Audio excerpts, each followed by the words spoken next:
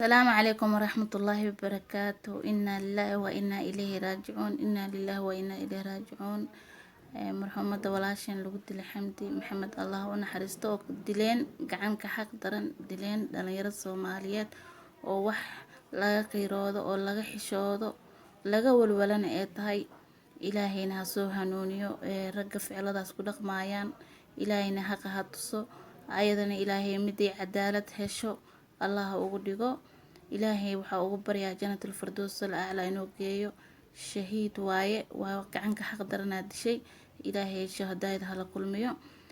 ولا لها أو دمان أو أخيرسن إلهي أجري حسنات هسيو والله ولم مرقودي وانا كول والسنة إلى هذا عبسي هتا كدريميا سبحان الله قبر أو ولا شاء أو هويدا أو حاسكاga إنا sidaas kula dhaqantid waxashnimo dhalinyaradena ma aqaana waxa helay ilaahay soo hanuuniyo mid wuxuu noqday oo gabdhihii ceebtooda faafiyo iyo mid inuu dilo marka maanta yaa loo ordayaa halkee la higsanaya haddii cadaan iyo ajaanib la guursadana gabdhihii ajaanib iyo waxay guursadeen leeyahay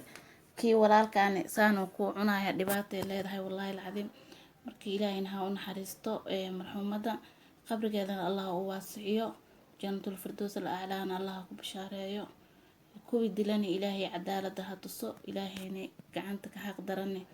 inuu xaqeeda u soo baxo ilaahay u soo dilaaciyo xaqeeda ayada iyo intii islaam oo dhibaato loo geystay wiilasha oo falalkaas ku kaceen ilaahay xaq ha tuso inta xumaatada ilaa hadda ku jirtana ilaahay eegana xaq ha tuso allah soo hanuuniyo waxashnimo waaye wallahi alcadiim gabdhihii yiraahdiye maalin walba midna la qala midna la kufsado oo haddana kufsi haddii la kufsado qofkii la iska daayay dhibaato ma lahan raas la dilo la jarjaro bal maxay kaa galabsatay ruuxaas oo nool ilaahay abuurtay ilaahay naftu u samaystay bal gooyaa ku dhahay waaba kufsatay dambi aba gashaba ilaanka qaanado qofka taa kufsatay oo gabar ay tahay diinta islaamka da qofkaas guur soo maray in la toogto way soma taasna haddana dil aw sidata laba dambi aa gashay marka ما كان ولا wax laga qaban karo marka waxa wadankeena u fiicnaana muxuu wadankeena oo u hagaaga xaq daro iyo baadil lagu wada taagan yahay marka ilaahay cadaalad ha tuso ummad badan oo dhayso kommentayaal badan meel badan ayada u tagta qof lagu qofood way isjeclaa karaan wayna isjeclaa jireen waan u tagi jirtay waan loo tagi jiray raasoo waxashnimadaas oo kaleente wallahi wax laga fiican yahay waaye qiyaanada nama fiicno hada wiilkan gabadha qiyaano hata oo dawaay amba xarash oo u haay amba eediida amba ma ku raba tiraaho nacam dilkaas amba dhibaatadaas uqdad oo u qaada baa keeni karta kulay sidaas leeyahay ilaan qofkan kuma rabo amba hadee dhadahayo waaye meel hebel iguma waa xaajoonina amba wada hadleena oo qofka ay aaminto sidii ugu tagto waaye waxa iska dumar amba qof wiilga u tagi jirtay oo xumaan amba shaki yar aad ka qabin waad aaminaysaa waaye kalsoonida ee ku tagtay ee ku baxday nacam damcaan waxa u maleynaa qofkaneet inay hore ee wax xumaan ah kala kulmin laana de xumaan kala kulmi laheeda amba xumaan ay ka arki laheeda iyadaba ma aamineen ee mu aadeen markina qofkii wanaag uu kusoo jiita laga yaabaa subhanallah marka walaalahaygiyo fiidiyogaani tani noocyadaan oo kale wallahi ma jecel qalbi xanuun oo guriga marka ilaahayna qabrigeeda u waasiyo jannatul firdaws al-a'laana allah geeyo reerkay ka geeriyootay dhammaan ummad Soomaaliyeedna allah ka sii samri iimaan buuxo dhammaanteena qalbiga allah noo wada dejiyo hooyada dhashay ee geeriyootana ilaahay waxa ugu baryaa inuu qalbigeeda u cawido u adkeeyo insha Allah samir buuxan Allah subhanahu wa ta'ala ugu deeqo ayadana jannada allah geeyo shahada waaye marka waxa dhihi lahay ruuxa bini aadanka deedeel ma ahan maanta ina wadankeena hagaagina xaq fahanna rabna raas maxaa xaq fahmayna waa wadana maalka sida tubada biyo kale dhiig iskaaga daadanay ilaahay cadaaladii xaq hana wada tuso dhamaanteena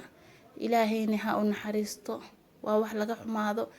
mar oo 9 jir iyo 10 jir la gooracay mar oo 20 jir la gooraco wadankii oo dhan nacam ubadkii lagu soo jeesto dhalinyaradena waxash noo noqdeen waraabo noo noqdeen marka waxa leeyahay Allah subhanahu wa ta'ala xaq ha tusiyo dhalinyarada oo ficilkaas xun mar walba ku dhaqmayso ilaahay xaq ha tusiyo ilaahay rabbil caalamiin kan waxa ugu baryaa inuu soo hanuuniyo oo inuu soo hanuuniyo ma habaareeno waa walaalaheena waa waalidkeena raagsan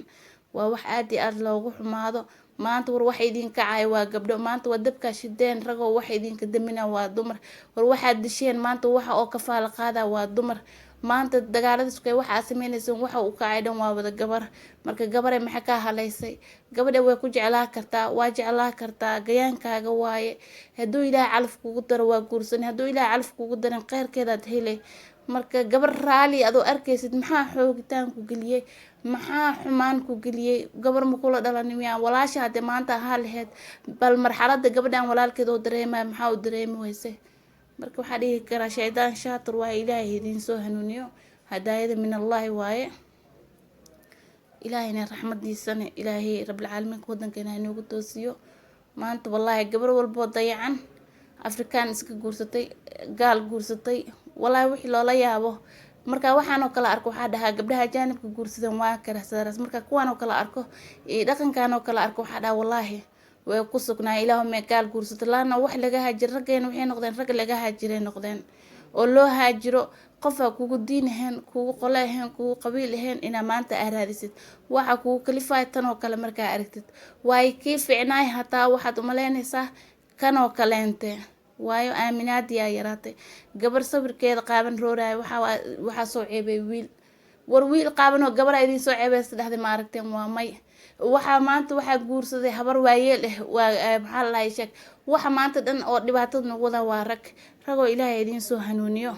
hooyadaa ma jeclid in la dhibaateeyo walaashaa ma jeclid in la dhibaateeyo xaaskaaga ma jeclid in la dhibaateeyo in adeertaa hataa in la dhibaateeyo ma jeclid maxaa marka gabar kaleento oo walaashaada ah oo hadda soo baxays oo ardayad ah oo hami laheeda oo wadankii maanta wuxuu tari laheeda amba daktarnimo wuxuu tari laheeda amba iskool macalimadnimo wuxuu tari laheeda amba jaamacad waxunbe wuxuu tari laheeda maxaa ruuxeeda u dhaafinaysaa bal kufsigeeda maxaa ku daba dhiga gabar mid raaliyaaba helaysaaye oo ku rabto oo habeen iyo maalin wareegaysaaba heli kartaa adi camal ah maxaa ka rabtaa gabadha masaakiinta ah oo gurigeeda nidaam ugu tagto ku aamintay gabdho idinkana nimanka ha aaminina nin rag oo fiican maanta ma joogo hadduu joogana wuu yaryahay hadduu joogana oo yaryahayna waa nin xaasla ah amba waa nin naag qaba amba waa nin oo akhlaaq laho maba la helaayabo gabdhaha waxay ku maamaha ninka fiicanba naaga haysato war rag fiican oo naagaa haysana way jiraan taas raggii aaminaad male hadduu fiican yahay hataa ha aaminin oo ha u tegin ilaahay rabbilcaalamiinkana insha allah gabadhaas marxuumadana koley dadka qaladka saarayna waxaan leeyahay walaalayaalow gabadhaas hadda waaba dhimat waa marxuumad maanta way naga hooseysaa ayadaa gurigeeda run aada ayadaa shahiid ah idinkana ha ku dambaabina raggaaneytana ilaahay soo hanuuniyo oo xaqa gabadhaasi ay ka galeenna ilaahay subxaana watacaala dhiigga muslimka ma qarsoome deg deg inuu cadaalad ee u hesho ruuxeedana u qabooba allah u kasa ayadii reerkeedaba insha allah dadka iska xukumayana walaalayaal oo iska joojiya ha xukumina qofka maxay ugu tagtay nin maa loo tagaa qofkan qadar min allah waaye qadar walbana goorta kugu dhaceysa ma ogid marka walaalahaygiyo qofka maanta gabadhan way naga hooseysaa marxuumad waaye yaa lagu degdegin dad badan waxaa arkaysa ku dhahayaan maxaa la ayada u tagtay maxay u aaday qofkiiba inuu nool yahay camal u xukumaayo ha xukumina qofka biniaadanka ha xukumin maanta sababtay ugu tagtay allah subxaana watacaala bes ayaa naga og ilaahay subxaana watacaala bes ayaa naga og anaga ma ognin ilaahay u duceeya inuu marxuumadaas jannada ilaahay geesho hadaayada allah ku daro oo nimankaasaytana ilaahay haqa tuso oo cadaaladana insha allah inay ruuxeeda u hesho allah tuso waalidiinteedana hadallada hataa qaarkooda inoo jaraxaa laga yaabaa nacam iska daaya hadallada xun maxaa la dad badan qaarkood soo qorayaan oo dhahayn maxay ka doonta nin ma la aamina nin waa aamina waa walaalka waa aabaha waa xaajigaaga nacam wax walba maanta noo yahay haddana hadduu xun yahay hooyo walba wiilkeeda dhashay way taqaana wiilkeeda xun inay sheegto dowladda u sheegto amba kale waanisa xaq ah marka walaalahaygiyo ilaahayna ha soo hanuuniyo insha allah inta xun oo ficiladaas oo waxashnimada ku dhaqmeyso ilaahay ha soo hanuuniyo ayadana qabrigeeda allah u waasiciyo jannatul firdaws la'aalaana allah geeyo dambigeeda hore iyo dambigeeda dambana allah cafiyo gacantaas ka xaq daran dishane ilaahay haqa ha tuso ilaahay idinkiisa insha allah haqa biniaadankana wuu soo degdegay dhiig biniaadan hadduu qofka dhunto hataa meel kale aada hataa asaga is sheegayo waayo qof dhiig biniaadan gala oo dhiig muslim galay ma qarsoomo waayo ilaahay asagaa fadeexeynaya qofkaas asagaa afkiisa ka dhawaajina anigaa yalaa weligaa inkir weligaa orod weligaa waxaad samee nacam qofka muslimka dhiigiisa ma qarsoomo waayo ilaahayba ma ugu talagelin inuu qariyo ilaahu 10 sano ha ahaato 20 sano ha ahaato yoomal ayaam haqa ugu dilaacay haddii xaqa afka laga qabto feeraho ka dilaacay marka walaalihii way aadan u qiiraysana caaba marka ilaahayna dembigeena dembi waalidkeena ha cafiyo ayadan ilaah u naxariisto. Asalaamu calaykum waraxmatullaahi wabarakaatuh.